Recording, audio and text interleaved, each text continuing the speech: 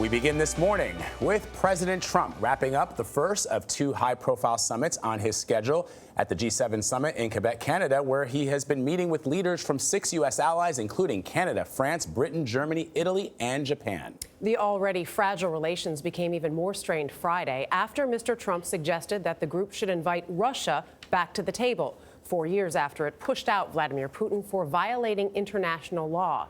And that wasn't all that angered the allies. Weijia Jiang is in Quebec City with the latest. Weijia, good morning. Well, good morning. The road to the G7 summit was paved with angry remarks between President Trump and other leaders, clashing over those new U.S. tariffs on steel and aluminum imports. And even though there were several displays of unity here, the president has not indicated he's willing to reverse them.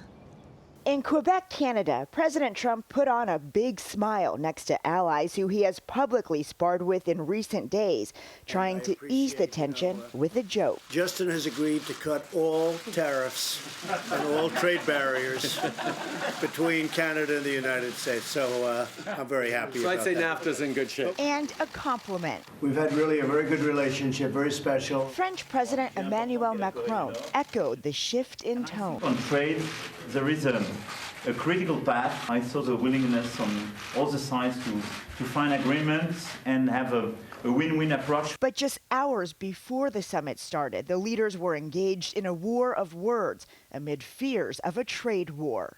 We are not going to live with the deals the way they are. European Union treats us very unfairly. Canada, very unfairly. Addressing volatile disagreements with the U.S., President Macron tweeted earlier this week, the American president may not mind being isolated, but neither do we mind signing a 6-country agreement if need be, and posted this sharp rebuke seemingly directed at Mr. Trump. No leader is eternal.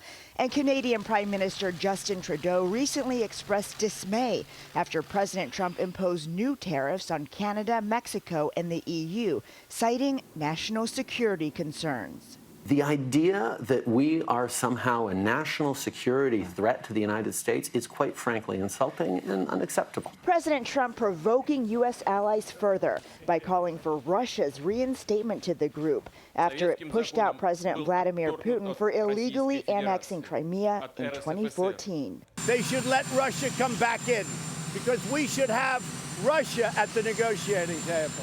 As of this morning, it is still unclear if the leaders will be signing that communique with the U.S. President Trump will also be missing some key discussions on climate change because he's leaving here early, heading to that other big summit, of course, in Singapore to meet with Kim Jong-un on Tuesday. Dana? Weijia Jiang in Quebec City. Thanks, Weijia.